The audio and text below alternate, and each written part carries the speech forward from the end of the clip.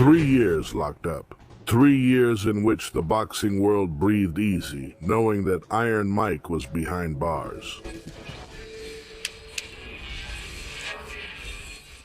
But on March 25, 1995, the doors opened, and what came out was not the same Tyson who had gone in. It was something worse, thinner, colder, hungrier.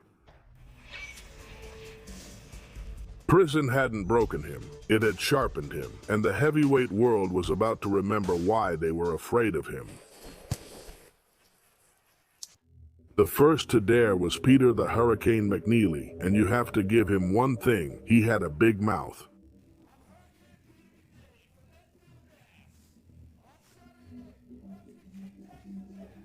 The whole world was watching Tyson's comeback, and the moment the bell rang, McNeeley's head was ringing too.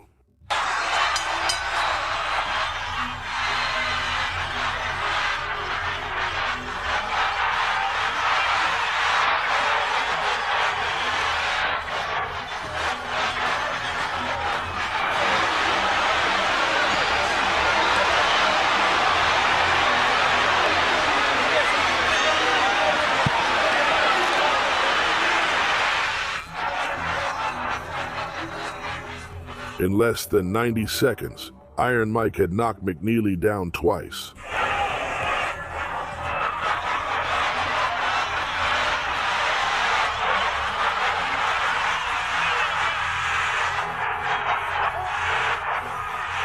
And when his corner jumped into the ring to save Peter from a third trip to the canvas, the referee had no choice but to stop the fight.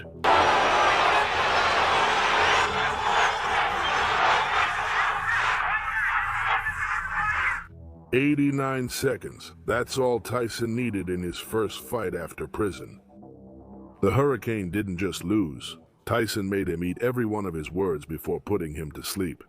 McNeeley had barked. Buster Mathis Jr. decided to do things differently. He entered the ring with 22 wins and 0 losses, undefeated, confident, and with a very clear message for the world.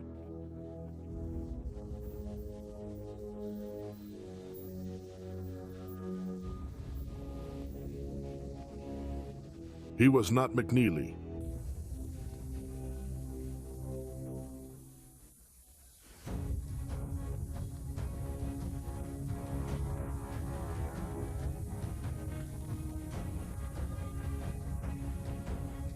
And for a moment he was right. Mathis moved well, used his size, pressed inside, and tried to smother Tyson's rhythm. He was smarter than McNeeley, more disciplined.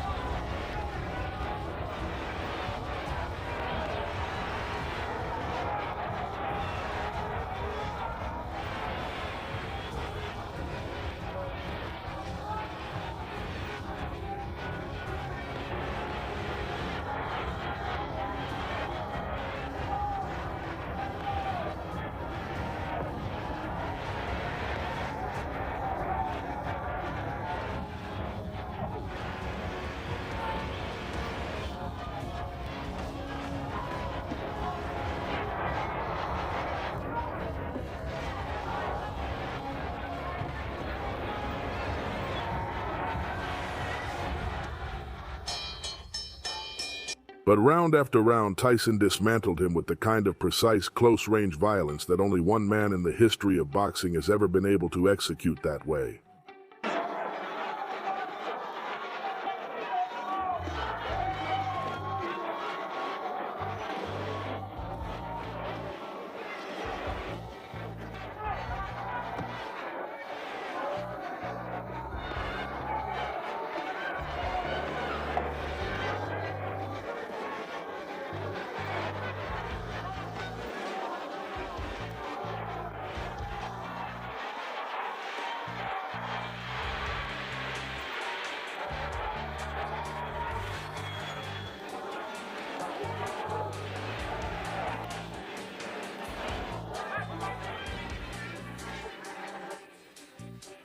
In the third round, the dam broke.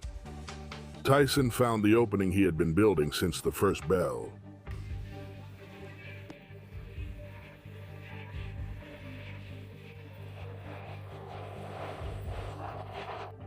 And when he landed, Mathis not only fell, he collapsed, knockout in the third round. 2 fights after prison. 2 men sent home with the same painful lesson. But the planet's most dangerous man was just getting started. Now it was for real. Frank Bruno wasn't just a glorified sparring partner. He was the WBC world champion.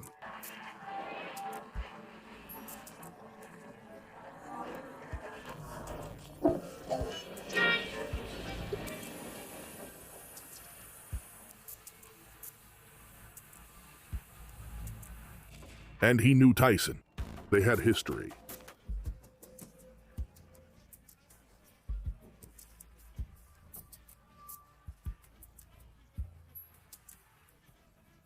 But knowing your opponent and being able to stop him are 2 completely different things. And Bruno made the most costly mistake you can make against Tyson at this point in his career. He woke up the beast.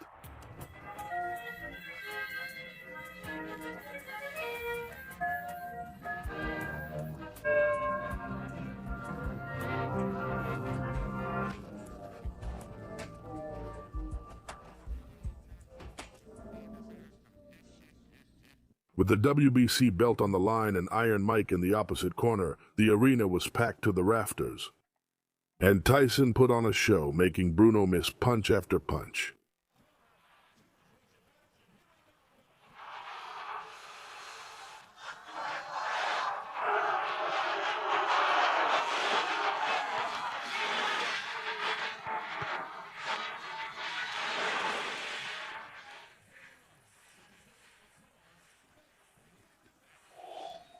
Every time Bruno came in, Tyson made him pay the price. Headshots that made the English giant's legs wobble.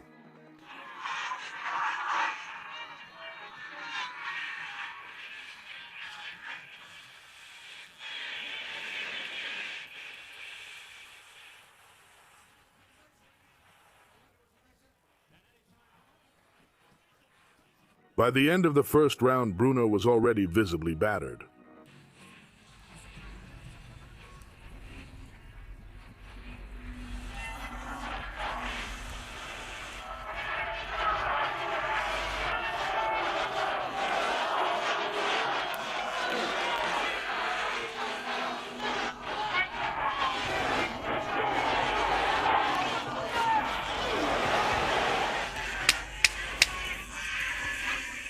In the last 15 seconds of the third round, Tyson cornered Bruno against the ropes and unleashed the final attack.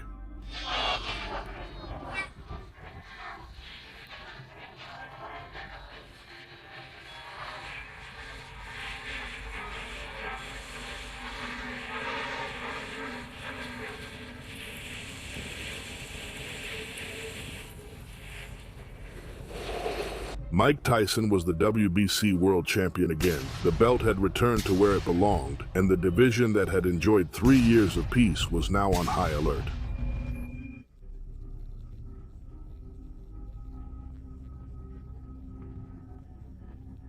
Six months later, Bruce Seldon, the newly crowned WBA champion, stood between Tyson and a second belt. He entered the fight with confidence, convinced that Tyson was no longer the same monster from the 80s.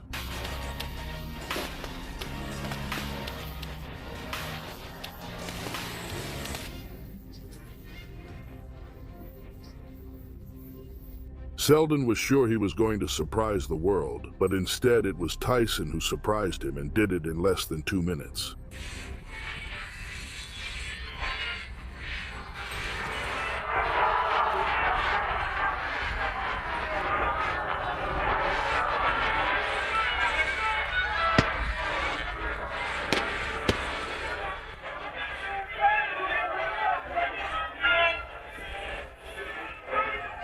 Just a minute into the first round, Tyson threw a high right hook to the head that sent Seldon to the floor like someone had cut his strings.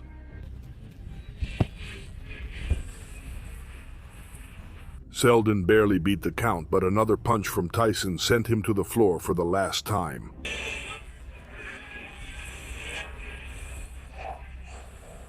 Less than 2 minutes into the first round, 2 belts in 4 fights since getting out of prison, and not a single man had taken him past the third round. And then everything fell apart.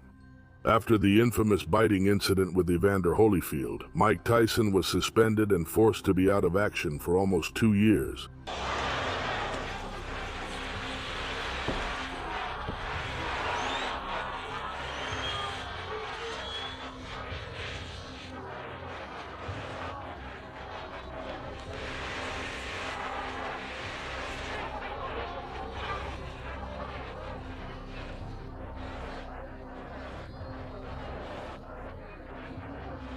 But when his license was restored, Tyson came back with something darker in his eyes, hungry, impatient, and ready to remind the world who he was. The first to feel the weight of that weight was Francois Botha. The South African wasn't afraid of Mike Tyson, and for 4 rounds, he had reasons not to be.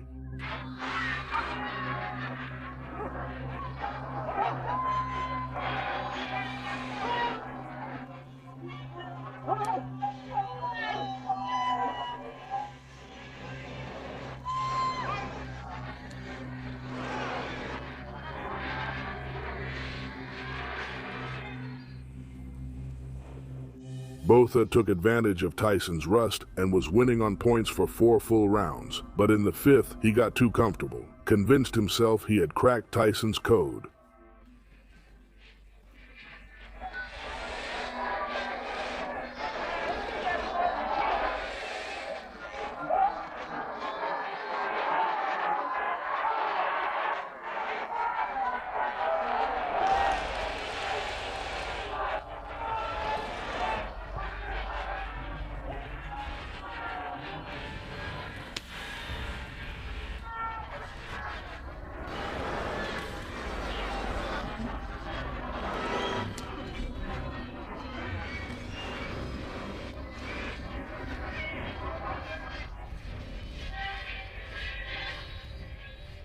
But he hadn't cracked it. Tyson landed a devastating right hand that instantly turned Botha's lights out, sending him face first to the canvas, and he wasn't getting up.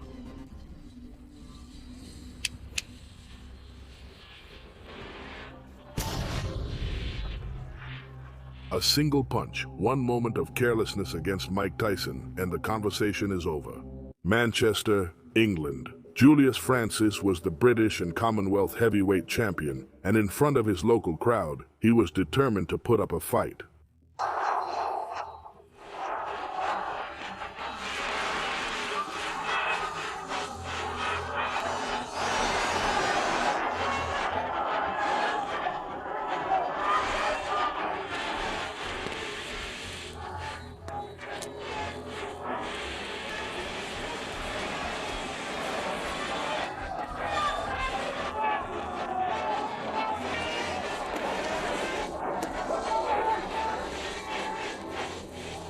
However, the fight lasted barely 2 rounds.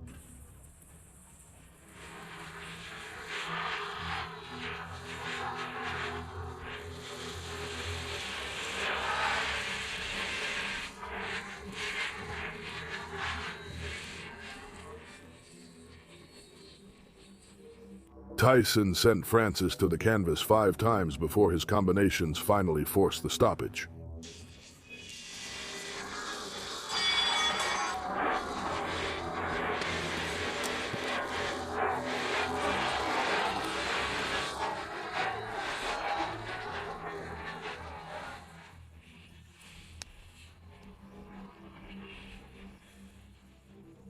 Mike Tyson had just introduced himself to Europe in the most brutal way possible. 3 fights in the year 2000, Tyson wasn't being careful with his schedule. He was on a mission. And against Savarese in Glasgow, Scotland, he needed just 38 seconds to get the job done.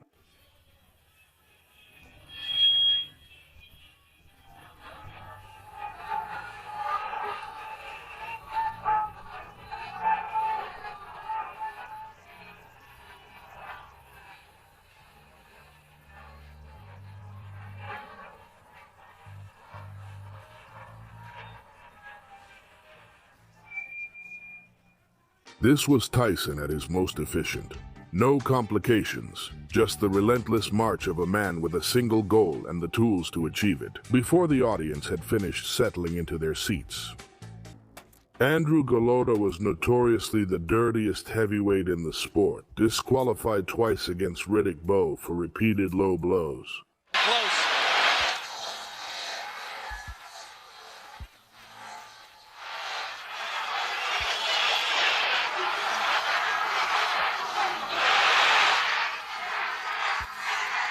He had the physical tools to compete with anyone in the world, and absolutely no interest in following the rules. In addition, Golota had a history of headbutts and biting, which made him an unorthodox and dangerous opponent. He planned to cross every line against Tyson, but Tyson came prepared.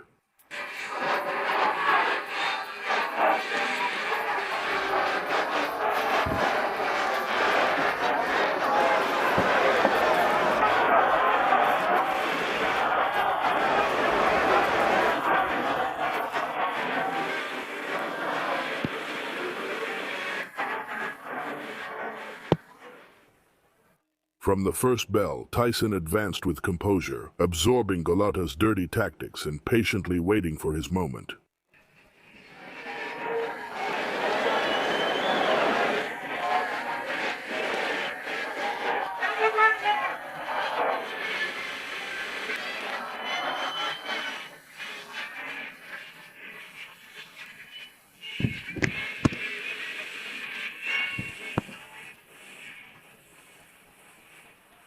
When he found it, Golota went down hard.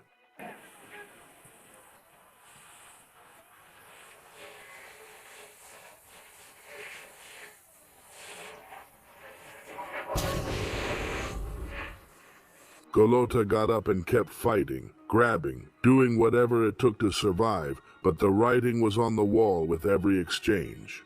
In the second round, Tyson's punches had shaken Golota's will to continue. When the bell rang to end the round, Golota walked to his corner, sat down, and refused to get up.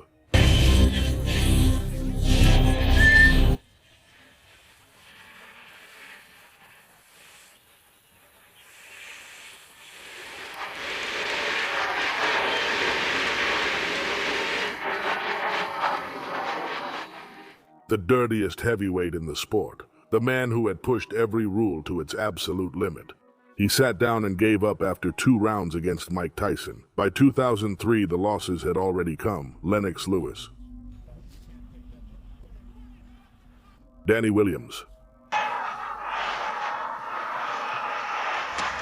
The narrative around Tyson had changed. People were starting to wonder if the destroyer had been diminished. But against Clifford Etienne, Iron Mike showed that the killer instinct was still intact.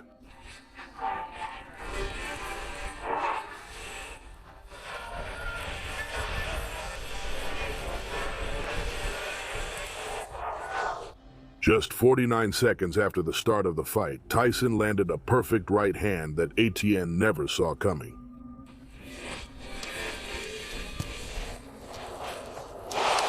Tyson picked him up and hugged him the moment it was all over. Vintage Iron Mike, devastating power, clinical precision, and a reminder of what once was.